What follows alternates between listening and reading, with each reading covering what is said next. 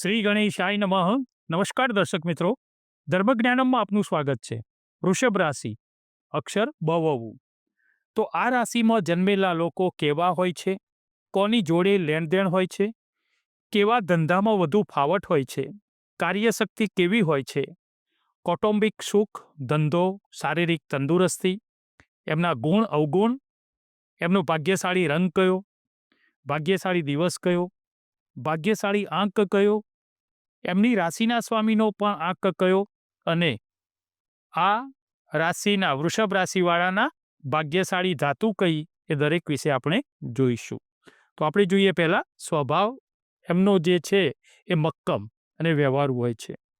કામ કરવાની તેમની શક્તિ વ્યવસ્થિત અને વધુ કાળજી અને ચીવટભરી હોય છે. જે કામ તેઓ હાથમાં લે ને તે પાર પાડ્યા વગર જમતા નથી, એ પાર પાડ્યા વગર રહેતા જ નથી. મક્કમ, નિશ્ચયાત્મક સ્વભાવ. તેઓ સ્વભાવે જરા નરમ અને કંઈક ઠંડી પ્રકૃતિના પણ હોય છે. આ લોકો નવી નવી પદ્ધતિના ચાહક હોય છે અને જૂની રસમ મુજબનું કામ કરવાનું તેઓ ઈચ્છતા નથી. એકનું એક કામ તેઓ વિવિધ રીતે કરે છે ત્યારે જ જંપે છે. કામમાં જરા ધીમા હોય છે તો પણ જે કામ તેઓ કરે તે સંપૂર્ણ અને ચોક્કસ હોય છે. વૃષભ રાશિમાં જોઈએ તો તેઓમાં વિચારશીલતા થોડી ઓછી હોય છે, એટલે સાધારણ રીતે તેમણે પોતાના કાર્યની રૂપરેખાની જરૂર પડે છે. એક વખત તેમને શું કામ કરવાનું છે તે કહેવામાં આવે છે કે તરત જ તેઓ કામ ચોક્કસપણે પાર પાડી આપે છે. એમાં જરા પણ કોઈ શંકા નથી. એમની શારીરિક અને માનસિક પ્રકૃતિ થોડી મંદ હોય છે, તો પણ જ્યારે તેઓ ગુસ્સે ભરાય છે ત્યારે કોઈની પરવા પણ કરતા નથી. તેમના મગજની ઉષ્ણતાનો પારો હદ બહાર ચાલી જાય છે અને એમને શાંત પાડવા ઘણી વખત મુશ્કેલ પણ થઈ પડે છે. કામ કરવામાં તેઓ પોતાનો સ્વાર્થ પહેલાં આગળ ધરે છે. પોતાની બાબતમાં તેઓ ખાસ ધ્યાન રાખી નુકસાન થવા દેતા નથી. બીજાઓ સાથે સંબંધ બાંધતા પહેલાં તેઓ પોતાના લાભાલાભનો વિચાર આગળથી જ ગોઠવી રાખે છે. તેઓ વલણમાં ઝક્કી અને અણનમ હોય છે.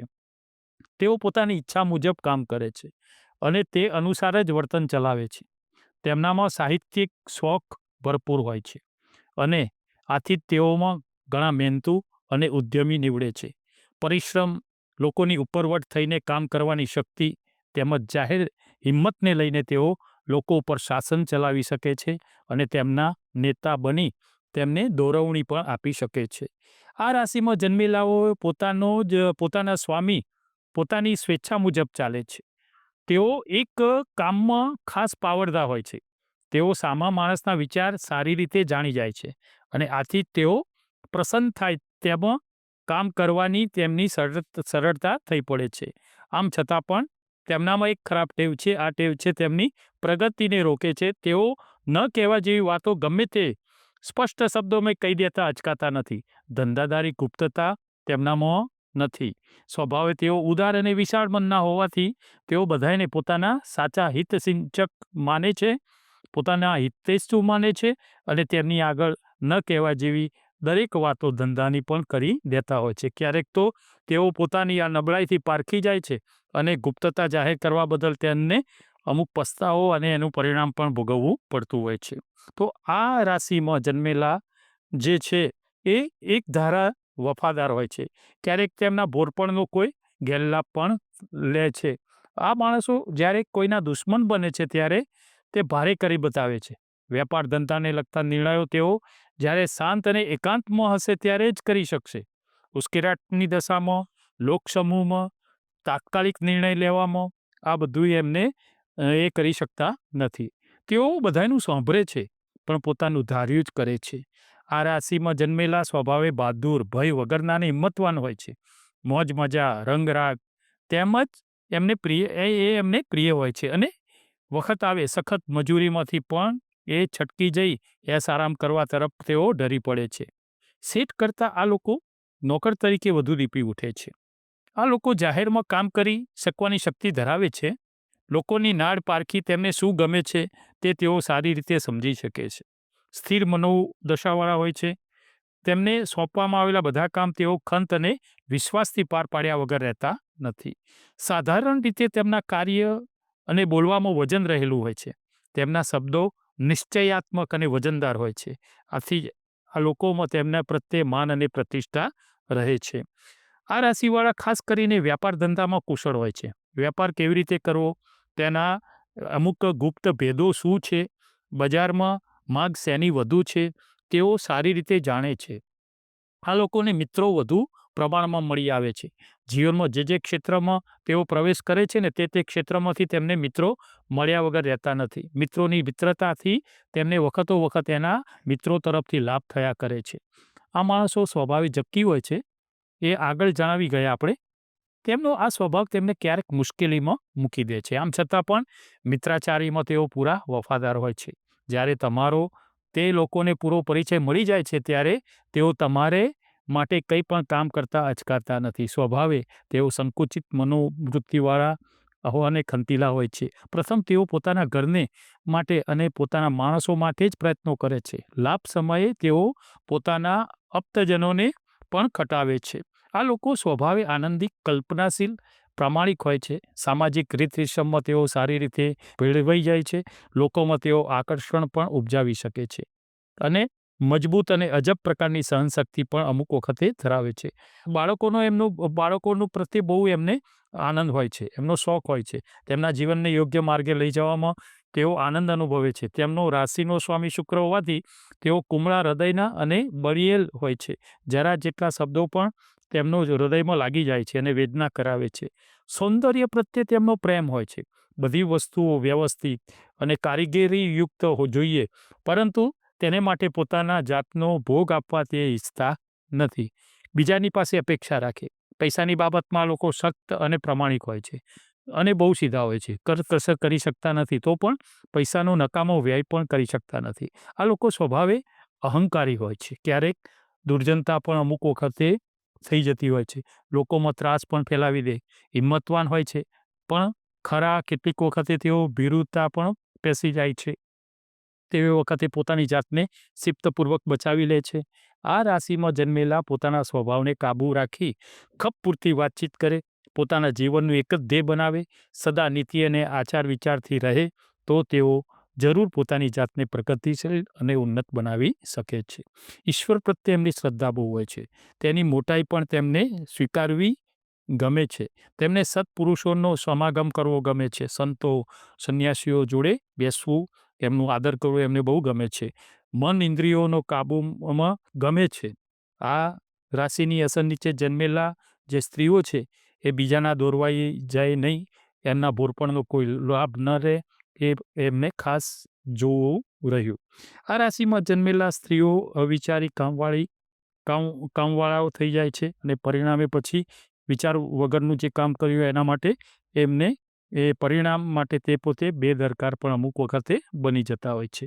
કૌટુંબિક સુખ આ લોકોનું આ રાશિની અસર નીચે જન્મેલાનું સુખી અને આનંદી રહેશે. સ્ત્રી પુરુષ વચ્ચે, તેમના કુટુંબના બીજા સભ્યો વચ્ચે તેમને સારો મેળ રહેશે. બીજા ખરાબ ગ્રહો ન નડે તો સંતાન સુખ પણ તેઓ પૂરા આનંદની સાથે ભોગવી શકે છે. તેમનું પરિણીત જીવન સુખી અને સરળ આનંદી બની રહે છે. આ રાશિમાં જન્મેલાઓનો ધંધો જોઈએ, ધંધો નોકરી નો શિક્ષણ લેવું જરૂરી છે. એક વખત તેઓ જે શિક્ષણ મેળવે છે તે કદી ભૂલતા નથી અને તે માર્ગે ધંધામાં આગળ વધે છે. આ લોકોને કોઈની હૂંફ અને શાબાશી ઘણા જ જરૂર હોય છે. કોઈ એમને શાબાશી આપે, હૂંફ આપે તો એ વધુ પ્રોત્સાહિત થાય છે ને આગળ વધે છે. આ લોકો મુખ્યત્વે નાણાંના વ્યવહારમાં કામમાં વધુ લાયક છે. આથી તેઓ બેન્કર, કેશિયર, ખજાનચી તરીકે સારા, જે આ પૈસાનો વ્યવહાર હોય છે ને એમાં એ લોકો સારા કામ કરી બતાવે છે. મહેતાજી, કોઈ હોટલના મેનેજર તરીકે, મંત્રી તરીકે, આ રીતે એઓ સારું કામ કરી શકે છે. આ રાશિની અસર નીચે જન્મેલા મિકેનિક્સ, આર્ટિસ્ટ, ઇલેક્ટ્રિશિયન, ડિરેક્ટર પણ આ બની શકે છે. ખેતીવાડીના કામમાં પણ એમને બહુ જ ખેતીનો, પ્રાકૃતિકનો બહુ જ એમનો શોખ છે. ખેતીવાડીના કામમાં પણ સફળતા મેળવી શકે છે. બિલ્ડિંગ કોન્ટ્રાક્ટરો તરીકે, ડેકોરેટર તરીકે, કમ્પાઉન્ડર તરીકે પણ આ લોકો સારું કામ કરી શકે છે. આ રાશિની અસર નીચે જન્મેલાઓ સ્ત્રીઓમાં નર્સમાં પણ એ પોતે કાર્ય કરી શકે છે. રાંધવાની કળામાં બહુ કુશળ હોય છે બહેનો, અને પણ સારા ઘરકામ કરી અને પાવધરી એમનામાં હોય છે. આ લોકોએ એક સૂચના ધ્યાનમાં રાખવાની જરૂર હોય છે કે બીજાઓની બુદ્ધિથી દોરાયા વગર પોતાની જ સર્જન શક્તિ રચવી અને તેને આધારે ચાલવું. બીજાઓના આધાર ઉપર રહેવાથી કોઈક સમયે સપડાઈ જવાનો પણ ભય આમાં રહે છે. તંદુરસ્તી જોઈએ તો આ રાશિમાં જન્મેલાઓ શરીરે કદાવર, મજબૂત અને જાડા હોય છે. તેમના નાક, મુખ પહોળા હોય છે. તેમના દેહની ચામડી લાલ, ચોળ, તેજસ્વી હોય છે. તેમના ખભા વિશાળ હોય છે. તેમને કસરત અને સારા પુસ્તકો વાંચવા જોઈએ અને નિયમિત કસરત કરવી જોઈએ, યોગ કરવો જોઈએ. તેમના શરીરનું કોઈ પણ નબળું અંગ હોય તો એમનું રાશિનો અવયવ ગળું છે, ગરદન છે. તેમણે પોતાના ગળાની સાવચેતી રાખવી જોઈએ. તેને માફક આવે તેવો જ ખોરાક લેવો જોઈએ. બહુ મોટેથી બોલવું જોઈએ નહીં. અતિશય રડવું નહીં. તેમજ ગળાને તસ્તી પડે એવું કામ કરવું નહીં.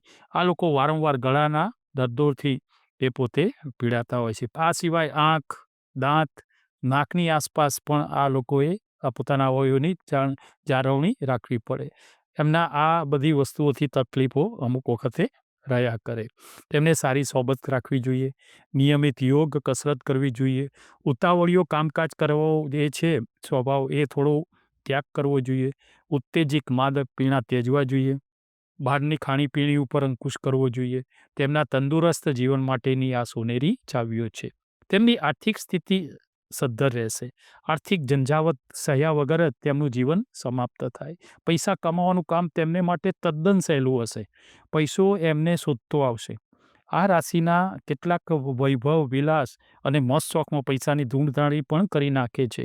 આવાઓને પછી પાછળથી પૈસાની અમુક વખત તાણ કે ખેંચ પડતી હોય છે. પરંતુ જેઓ પોતાનું જીવન શાંતિથી અને કોઈ પણ પ્રકારની ધમાલ વગર વિતાવે છે અને એવું ઈચ્છે છે તેમને પૈસાની ચિંતા કદાપી રહેતી નથી. હવે એમના વૃષભ રાશિના ગુણ જોઈએ તો ગુણોમાં એ નિશ્ચયાત્મક હોય છે. વ્યવસ્થિત યોજના ઘડનારા હોય છે. મક્કમ હોય છે. નિયમિત વૈભવ વિલાસ ઈચ્છનારા હોય છે. કેમ કે એમનો રાશિનો સ્વામી શુક્ર છે ને, એટલે ભોગ વિલાસ એમને બહુ સૂવું, આરામ કરવો એવું બધું ગમે. શાંતિના ચાહક, વિશ્વાસુ, વિરોધની દરકાર ન કરનારા, ભલે કોઈ વિરોધ કરે પણ એની કોઈ દરકાર ન કરવાવાળા, લોકમાનસ પીછાડનારા, પ્રામાણિક, આનંદી અને દ્રવ્યના કામમાં બહુ જ ચોખ્ખા હોય છે. પૈસાની લેવડ દેવડમાં ખૂબ જ ચોખ્ખા હોય. એમનો અવગુણ જોઈએ તો એ અમુક વખતે કોઈને છેતરી કાઢે. થોડું અમુક ઝક્કી વલણ પણ રાખે. એમનો ખાસ અવગુણ છે અહંકારી અને તામસી પ્રકૃતિનો સ્વભાવ અને થોડું આળસુ અને જડતા થોડી આવી જાય છે. ભય સમયે પાછળપાની અમુક વખતે કરી દેતા હોય છે અને બીજાને અમુક વખતે જોખમમાં પણ મૂકી દે અને તૈયાર માલ આરોગનારા અમુક વખતે થઈ પડે છે. એમનો ભાગ્યશાળી રંગ છે આકાશી, ભૂરો, પીળો અને પોપટી કલર. એમનો ભાગ્યશાળી દિવસ છે શુક્રવાર. એમનો ભાગ્યશાળી આંક છે 6. એમનો શુક્ર માટેનો જે રાશિના સ્વામી છે શુક્ર, એમનો ભાગ્યશાળી આંક છે 6. શુક્રનો ભાગ્યશાળી શુક્ર માટેનો આંક છે 6. તેમની ભાગ્યશાળી ધાતુ છે તાંબુ. એમને વર્ષમાં સારી પ્રગતિ કરવી હોય તો મોટે ભાગે 12 મહિના સારા જ હોય, પણ સપ્ટેમ્બર અને જાન્યુઆરી, સપ્ટેમ્બર આ 2 મહિનામાં જે કોઈ પણ કાર્ય, કેમ કે આ 2 મહિના એમના માટે ખૂબ જ ભાગ્યશાળી હોય છે. સર્વે ઈશ્વરને આધીન છે. આ એક લક્ષણ છે. આ લક્ષણ તમે જોજો.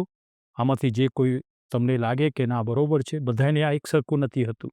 દરેકના સંસ્કાર, દરેકના જન્મ સમયના બધા ગ્રહો પણ આમાં અસર કરતા હોય છે. પણ આ જનરલી મેષ રાશિના સ્વભાવ વિશે આ બધી ચર્ચા આમાં છે. નમસ્કાર દર્શક મિત્રો. જય શ્રી કૃષ્ણ.